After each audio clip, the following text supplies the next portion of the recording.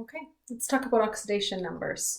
So oxidation numbers are a really handy way of looking at a very complicated redox reaction and saying very quickly who's the oxidizing agent, who's the reducing agent.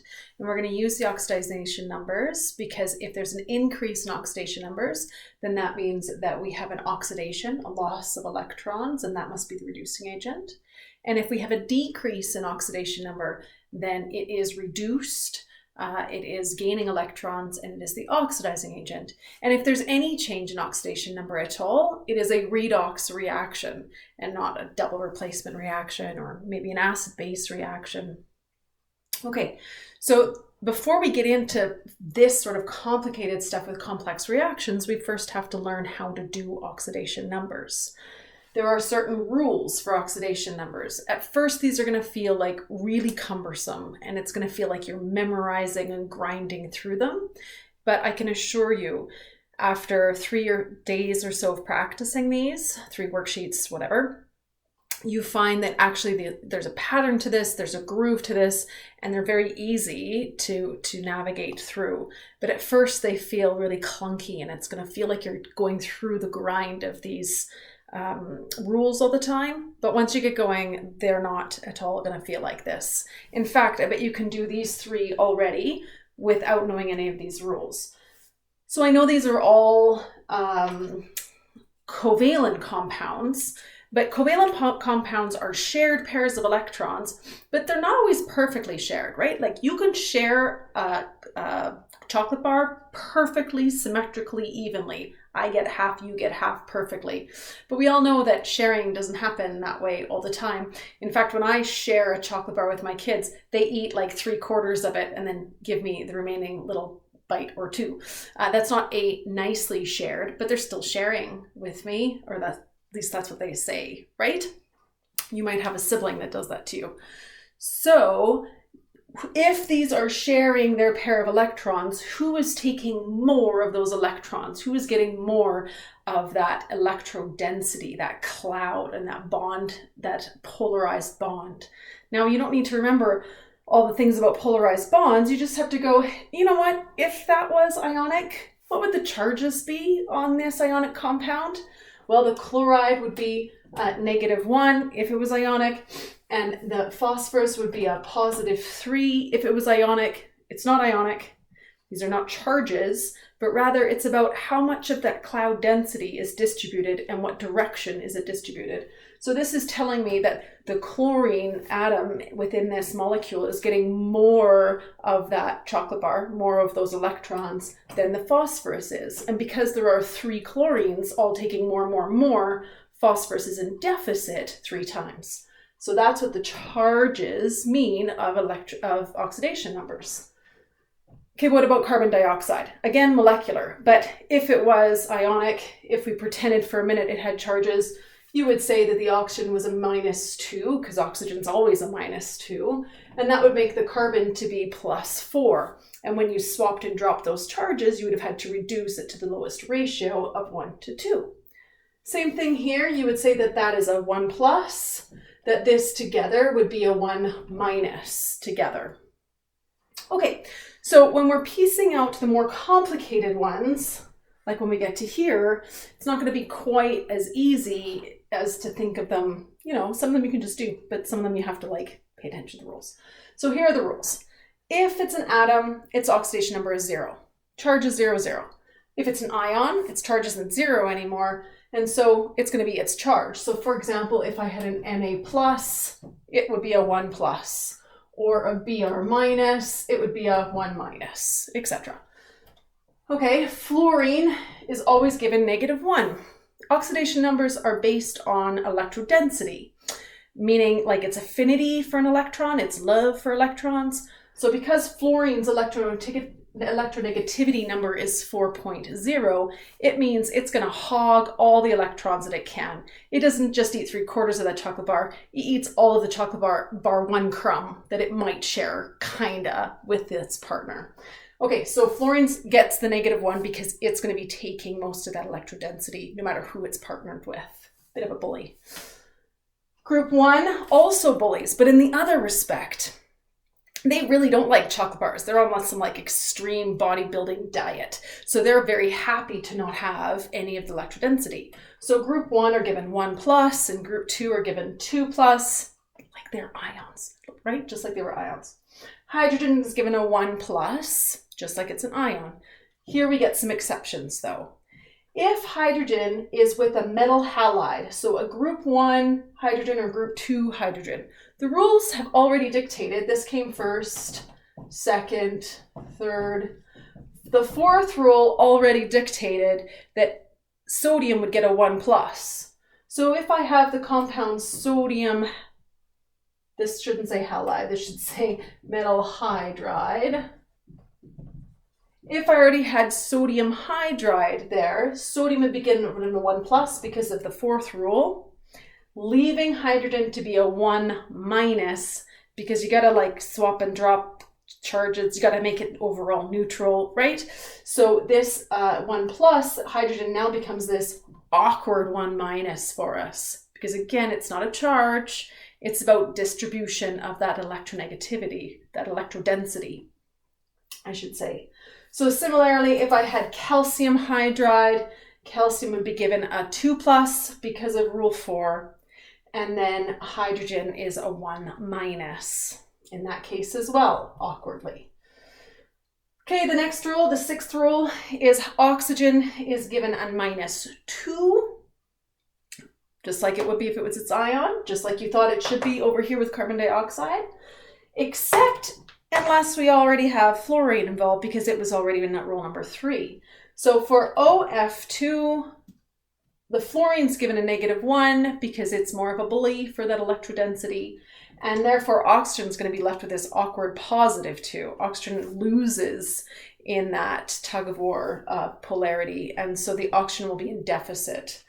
Okay, and so the hydrogen peroxide is another exception because hydrogen rule came first. So hydrogen's rule was hydrogen's given a 1+, leaving oxygen to be the 1-. Okay, last rule is that the total charge of your polyatomic ion has to balance out in the end. It has to be the charge of that ion. So for a polyatomic ion of like SO4 2-, the overall charge, the swap and drop kind of idea, has to equal -2, not 0. And for any compound, it's going to equal 0 overall. Okay, that's a lot of rules. I told you it was going to feel really cumbersome and clunky. But as we get through these examples, you're going to be like, oh, okay. And as you practice on your own, you're going to be like, oh, okay. And then hopefully within a couple practices, you're going to feel like you are in the groove, and it's not going to feel like you have to memorize these rules. You're just going to be like, oh, just like ions. Okay, so here we go. So I've got 1, 2, 3, 4, 5, 6 examples that we'll start with, and then we'll move into some more complicated ones. Okay, so silicon tetrachloride. The rule is going to be who's the most electronegative gets the first one. But for this one, I'm not going to follow rules. I'm going to go back to this like, hey, if this is ionic, I can see that this is going to be a -1 because its electronegativity number is higher, and you can check that on your data booklet periodic table if you like.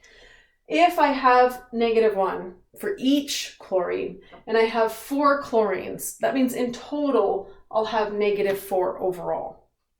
If I have -4 for my chlorines, because remember this Si is attached to 1, 2, 3, 4 chlorides. And so if this is -1, and this is -1, and this is -1, and this is -1, and the whole compound has to be 0, then this silicon must be +4 in order to make that totality be 0.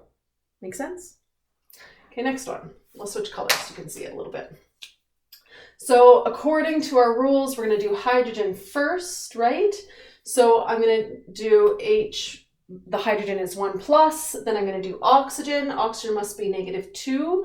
The exception was only with hydrogen peroxide. This isn't hydrogen peroxide. And the fluorine one, but this is obviously not fluorine. And so oxygen's given a -2. Now there are 2 of those oxygens. So in totality, I have a -4 in my oxygen power. So I have +1 and -4 in total so far, and the whole compound has to have a total charge of 0. So that leaves this blank to be, let's see, if I already have -4 and I have +1, this must be +3 in order for that whole thing to be 0.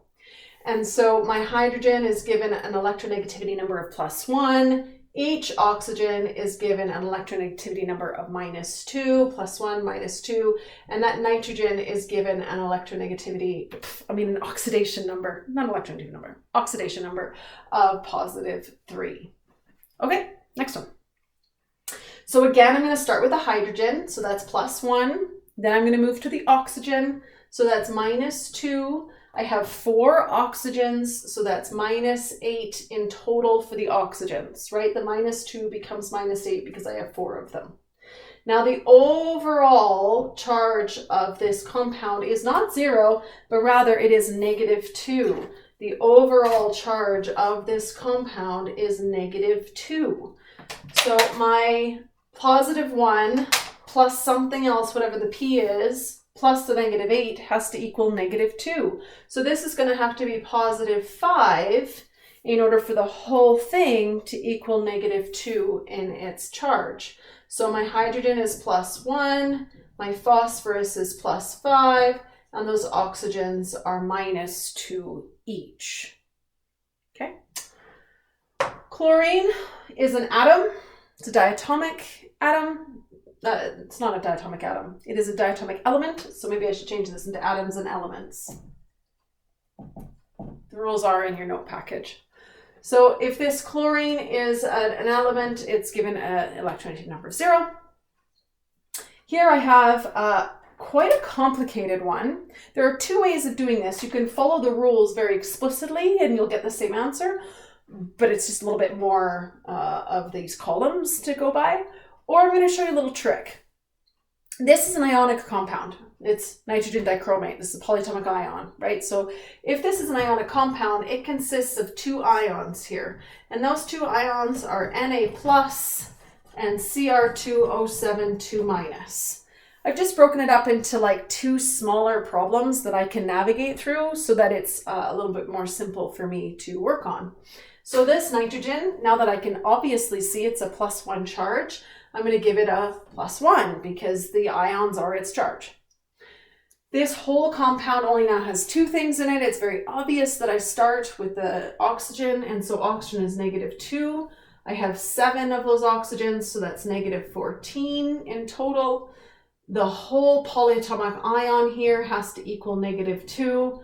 So the chromiums have to equal +12 together, which means that each chromium must equal +6 because I have 2 of them, and both of them together have to equal the +12. So that means in this compound, my sodium is +1, my oxygens are -2, and my chromiums are +6. Again, this is it's a complicated ionic compound. If I break it up into its two ions, which I have to do for my species list anyway, so I'm already should be used to doing that. And so the species list for the predicting equations, the 5 steps from the last lecture. And so if I split that up into the 2 ions, I can see quite easily that I can designate its oxidation numbers.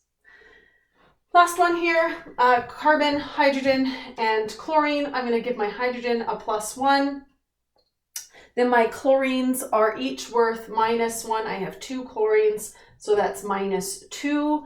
And in total, this whole thing has to equal 0. And so the carbons here must be +1 in order for it to equal together. Is that what I have in your notes? Nah, this is a 3.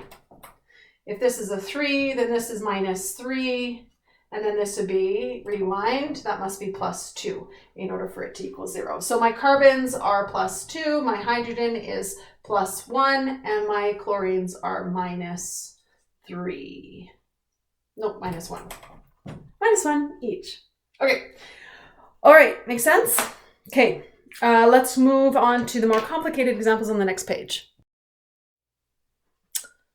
Okay, pentane is C5H12. The 12s will be given a +1, so there's +12 there. The carbons must be -12 because it's a neutral compound, but there are 5 carbons. That means the carbons, each of them, are given 12/5 negative charge, which is a bit weird, but it's okay because these are just clouds anyway, so it just means that I like shared a fraction of that cloud over there, or shared a fraction of a crumb of the chocolate bar. So it's okay because these aren't charges, these aren't ions. I'm not actually having one more electron or one less electron. These are not ions.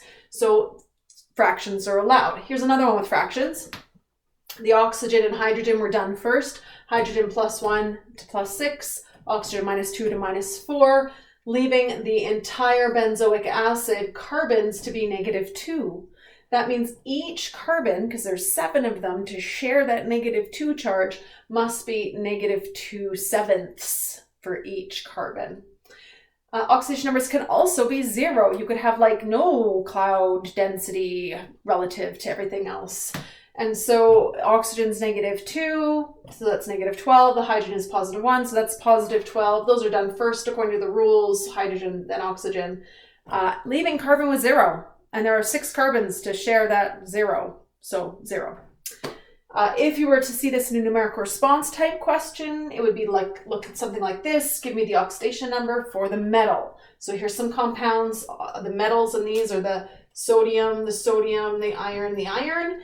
And so when you do the oxidation numbers, you're going to end up with the sodium being +1 here, 0 there because it's an atom, 0 there because it's an atom. There's another, just a reverse swap and drop, and so I have a iron 3 oxide there, so that's a 3+. So in my boxes, there are no options for plus and minuses, so it just becomes 1003 for my answer key. Now lastly, let's put our oxidation numbers into application. We can use these oxidation numbers to figure out if it's redox and who's the oxidizing agent and who's the reducing agent. So here's a reaction with all the oxidation numbers done, and then, which you'll have to do. And you can see that chlorine has changed its number from 0 into -1. So chlorine's number went down. It was, the number reduced, the number decreased. If the number reduces, then it is reduction. So it must be reduction. That means it's gained an electron because its oxidation number went down, and therefore it is our oxidizing agent. So the Cl2 is our oxidizing agent. Over here, also changing numbers is our carbon. It's gone from +4 to -2. That means it's an oxidation half reaction, therefore, because it lost electrons, and therefore it is our reducing agent. Here's an example, B, which has, you did all the oxidation numbers for them, and you notice they don't change. Calcium is +2, it's still +2. Oxygen is -2, it's still -2, etc. So this, there is no change in oxidation numbers, so it is not redox. Jumping down to the bottom of your page, you will see this reaction. It has chlorine and oxygen producing those things. In this, once you do the oxidation numbers, you can see that the chlorine is changing, the hydrogen is not, and the oxygen is not. The chlorine changes from 0 into +1 in this compound, and from 0 into -1 in this compound. This is redox. In this case, these chlorines are our reducing agents, and in this case, these chlorines are our oxidizing agents. So because the same species was oxidized and reduced, these bridges are starting at the same spot and ending at 2 different spots. This is called disproportionation. It means that the same species is both our oxidizing agent and reducing agent. Because remember, we have a whole like 6 billion trillion of these in our flask. So half of them are being oxidized and the other half are being reduced. Hey, I want to gain an electron. Okay, I'll lose an electron. And so they are their own little redox system within there. So that's called disproportionation. And that is oxidation numbers, how to do them and how to use them.